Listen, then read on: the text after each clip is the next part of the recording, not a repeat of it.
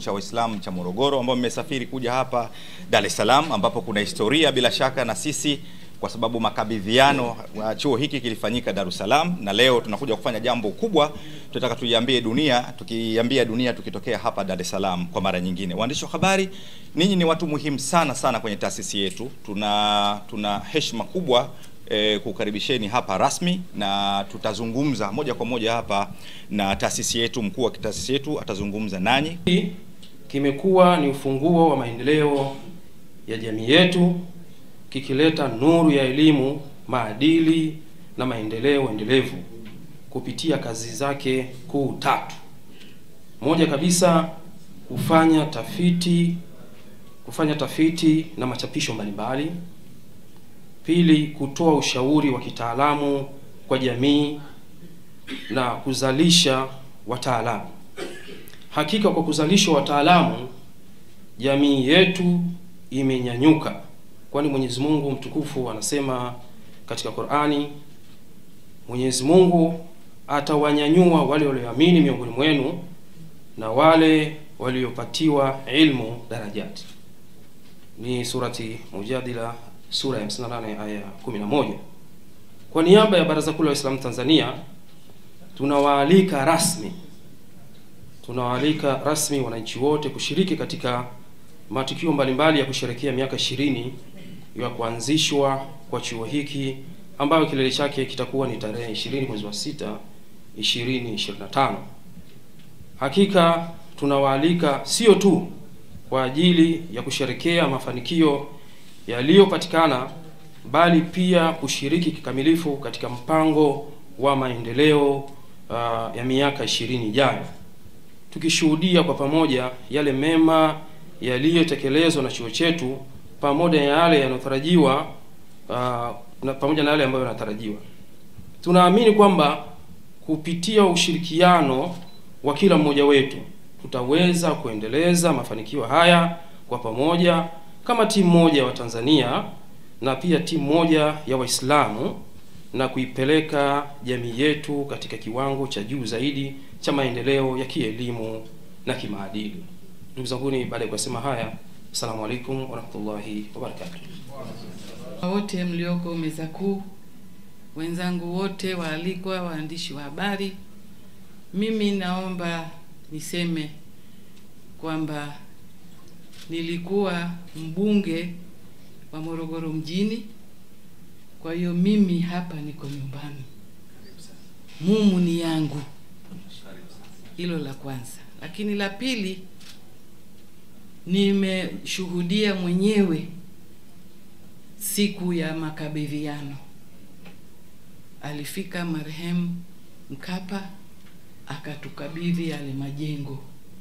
Yale majengo yalikuwa ya TANESCO, lakini tukakabidhiwa. Kwa hiyo pamoja na kwamba kishatangulia mbele ya haki, tunamtakia malazi mema pale alipo. Ndugu zangu, amesema Sheikh Kundecha pale kwamba chuo hiki ni cha jamii ya Kitanzania na wa nje. Mimi nimefika kwenye graduations nyingi tu pale Morogoro kwenye chuo, na nimewakuta vijana ambao sio Waislamu. Nimewaona na wamepewa vyeti na walikuwa navaa kama tunavyovaa sisi Waislamu, hasa akina mama. Lakini pia niliwakuta watu wenye ulemavu, niliwaona pale. Hatukuwatenga. Uislamu unakataa kuwatenga watu ambao sio wazima. Watu wenye ulemavu ni jamii yetu. Kwa kuwa nimepewa dakika 2, na watakieni kila la kheri. Mheshimiwa Vice Chancellor, anytime is tea time. Nipigie tu simu, mimi nitafika pale nyumbani. SGR ipo. Kwa hiyo asante sana. Watanzania wote na wakaribisheni pale Morogoro kuanzia tarehe 11 10 mpaka tarehe 20. Tuwe pale, tuje, na usingoje kuambiwa. Njoo na wewe mwenyewe uone walivyofanya kwa miaka 20. Tupate historia. wengi hatujui. Tupate historia ya chuo chetu. Ili mimi nilikuwa nakuja sana Vice Chancellor wakati Vice Chancellor alikuwa Mheshimiwa Mwatum Malale. Sasa hivi yupo, lakini ndio hivyo, umri wetu pia umesogea. Baada ya kusema hayo, nasema asanteni waandishi wa habari, tuwe pamoja katika hili. Asante. Takbir. Na mama yetu huyu, Mama Shamim Khan, ni mtu muhimu sana katika historia ya chuo chetu. Kwa hivyo tumeona azungumze. Angeweza kuzungumza mengi, lakini hatuna muda. Atazungumza inshallah wakati utapofika. Miongoni mwa watu ambao hawatakiwi kuitwa katika jambo la Uislamu, katika jambo la maendeleo. Tunamshukuru sana kwa moyo wote.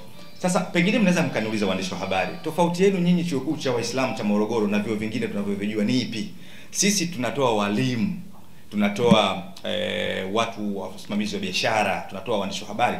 Tofauti yetu sisi na wenzetu, sisi tunatoa walimu waadilifu, waandishi wa habari waadilifu, na wasimamizi wa biashara ni waadilifu. Sisi kwetu uadilifu ndio kila kitu. Kwa hivyo hilo ni jambo muhimu kujitofautisha sisi na wenzetu, na mkazo wetu upo katika huo uadilifu tunaotaka kusema. Unaweza kuona kauli mbiu yetu hapa, tunazungumza kuhusu uadilifu. Kutoa msomi ni jambo moja, msomi ambaye ni mwadilifu ni jambo lingine ambalo inatakiwa mkazo wetu uwe hapo sana. Naomba sasa mniruhusu mabina bwana, tumkaribishe Sheikh Mazinge, mtu maarufu sana hapa. Amefanya kazi kubwa katika historia ya nchi yetu, nje na ndani ya Tanzania. Ni mtu aula na aushi kweli kweli, rahim na karimu. Karibu tafadhali uzungumze na umma huu kupitia waandishi wa habari hawa ambao wanakusikia. Tuko mubashara. Wa rahmatullahi wa barakatuh. Alhamdulillahi alladhi hadana li hadha. Thumma salatu wassalamu ala rasulillah, ama ba'd. Kwanza takuwa mwizi wa fadhila kama sikumshukuru Allah subhanahu wa ta'ala. Vile vile kuwashukuru mashekhe wote waliokuwa mbele yetu hapa, akiwepo Sheikh Musa Asad. Kwa mara ya kwanza leo ndio namuona Sheikh Kundecha na mashekhe wengine.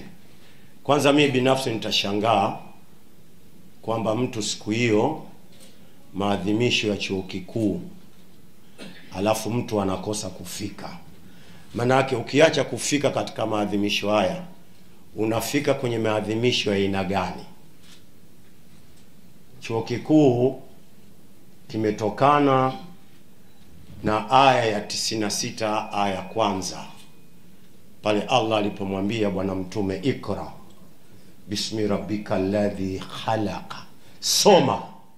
Kwa hiyo pale tuna wasomi wa aina mbalimbali, kama alivyosema mtaalam, wanatoka watu wataalamu wa aina mbalimbali, chuo ambacho hakibagui rangi, dini, kabila.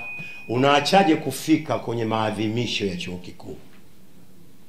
Kwa hiyo nakuombeni Waislamu wote na wasio Waislamu, tunakualikeni katika maadhimisho ya chuo kikuu Morogoro. Mimi sina wasiwasi kabisa kwamba ukipata tangazo hili basi utajivuta chuoni pale kwa ajili ya kwenda kuona mambo yanayofanyika pale katika chuo kikuu cha Morogoro. Bwana Mtume Muhammad sallallahu alaihi wasallam anasema, nifikishieni lau aya, nifikishieni ujumbe. Kwa hiyo pale panafikishwa ujumbe. Ujumbe wenyewe ni upi? Kutoa wataalamu. Wataalamu hawa kama alivyosema shekhe pale, waandishi wa habari, wataalamu katika jamii, chuo kile ni chuo muhimu sana. Kwa hiyo tunakukaribisheni katika maadhimisho ya chuo kikuu cha Morogoro. Mimi mwenyewe inshallah Allah akinijalia nitakuwepo, na nitakushangaa wewe, na nitakushangaeni nyewe waandishi wa habari ndio hudhuria hapa. Unakosaje kufika pale? Maana kuna mambo mengi. Hebu mwende mkaone kile chuo toka kimeanza miaka 20. Kile chuo kinaanzishwa, mimi na miaka 23 na hubiri kile chuo cha Morogoro. Kwa nataka nikualikeni Waislamu wote, Watanzania wote, Wakristo wote, kufika katika chuo kikuu cha Morogoro, na tunamuomba Allah subhanahu wa ta'ala kila atakayefika katika chuo kile, basi insha Allah kila hatua moja atakayoifanya, basi Mwenyezi Mungu amlipe siku ya Kiyama. Assalamu alaikum wa rahmatullahi wa barakatuh. Tuna programs gani pale? Program tulizonazo pale bana ni elimu, education. Tuna program ya sciences. Tuna program ya law and sharia, ya tatu hiyo. Program ya 4 ni mass communication. Mass communication. Program ya 5 ni business studies. Program ya 6 ni Arabic and Islamic studies. Arabic and, na labda niseme tofauti yetu pia sisi na vyuo vingine, hakuna chuo chenye idadi ya mashehe wengi kama chuo cha Waislamu cha Morogoro, ambao wamesoma Madina, wamesoma Ummul Qura, yani wame graduate na degree za dini, tunao chungu nzima pale. Kwa hiyo nasema tutaweza kujivunia kwa sababu tuna kikundi kikubwa cha mashehe na wanatumika sana. Ukifungua Radio Imani, wazungumzaji ni mashehe wetu. Kwa hilo pia ni tofauti na vyuo vingine vyote katika nchi hii. Chuo kikuu cha Dar es Salaam sijui kama wana shehe mmoja. Hawana, nafikiri hawana. Mimi sisemi utani, chuo kikuu cha Dar es Salaam wana shehe gani? Sina hakika, lakini nafikiri hawana. Sijasikia kama wana shehe hata mmoja. Sisi tuna mashehe hawapungui 8 pale, wa kiwango kinachotakiwa kabisa. Assalamu alaikum wa rahmatullahi wa barakatuh. Labda kuna swali la bwana kutoka Kilimani kuhusu mpango labda wa kufungua chuo. Nimeandika hapa mwingine. Mpango wa kufungua chuo kingine kwa kweli haupo, isipokuwa tuna mpango wa kufungua matawi ya chuo cha Waislamu hapa Dar es Salaam na katika mikoa mingine. Na nyinyi mpo katika mikoa yenu, labda huko ikipatikana ardhi ambayo tunaweza kuipata kama wakfu, tunajaribu kuwatafuta wafadhili wakiweza kutujengea. Na si chuo kikuu tu, sisi tunatafuta hata ardhi ya kujenga shule ya sekondari, shule ya primary. Maana sisi tunatafuta ni elimu. Kwa hiyo akitokea watu wa Tabora watutupa eka 5, tunaweza kuweka shule ya msingi, tuweka shule ya msingi. Tunamtafuta mfadhili ujengee shule ya msingi, na uzuri tuna walimu, tutawapeleka walimu pale. Kwa sisi elimu katika nchi hii tutaifuatilia kama inavyotakiwa, na kama nilivyosema matawi. Kwa mfano huu Oktoba mwaka huu inshallah Dar es Salaam tutakuwa na program ya Masters of Business Administration. Na si ya mchezo, maana watu wanasoma tu siku hizi. Itakuwa program ya kazi sawa sawa. Yani ukitoka pale unaingia mahali watu wanasema huyu bwana amesoma sawa sawa. Asante sana. Labda nikae hapa. Nafikiri swali lako jibu lake ni rahisi sana. Ni swali lile la je, kuna faida gani ya kusafiri? Ni hilo.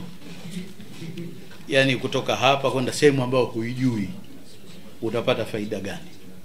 Najibu ndio hilo kwamba faida ni ya maisha. Utajua maisha katika mfumo wa Kiislamu yako namna gani. Kwa wanakuja watoto wengi pale ambao si Waislamu. Na mimi binafsi nawaambia watu, kama sisi tunafanya sawa sawa kama Uislamu unavyotaka, miaka 3 ni mingi mno. Akija mtoto pale katika miaka 3 ile, kama kweli atajifunza sawa sawa, anatakiwa aujue Uislamu na aujue uongo wa vitu vingine, na ajue ukweli uko wapi, na awe ameongoka sawa sawa. Hiyo ndio inavyotakiwa. Lakini kwa jumla wanakuja pale wanajifunza. Cha kwanza ni mavazi, na imetokea bahati kwamba pale ukija utakuta bweni zima, watu wa kike wanakaa bwenini, bweni zima wamevaa hijabu. Sasa ukija pale na sketi zako, wiki moja tu utaona hufiti. Kwa hiyo unavaa hijabu vile vile. Kwa hiyo ukija pale mara nyingi utapata shida kumjua yupi Muislamu na yupi si Muislamu. Mimi nimefundisha darasa langu la forensics. Nilikuwa na wanafunzi 21. kati ya wale nafikiri 4 walikuwa si Waislamu, lakini nilikuwa siwajui mimi nafundisha tu mpaka siku ya mtihani. Sasa huyu Agatha, huyu fulani ndio unajua huyu kumbe si Muislamu kwa jina lake. Lakini sisi hatufanyi tofauti, tunawafundisha, na sababu ni hiyo ya kujifunza maisha ya watu wengine, na si kujifunza maisha, tunakujua vitu gani tofauti. Babdeo Miladu Online TV, pamoja nawe katika kheri.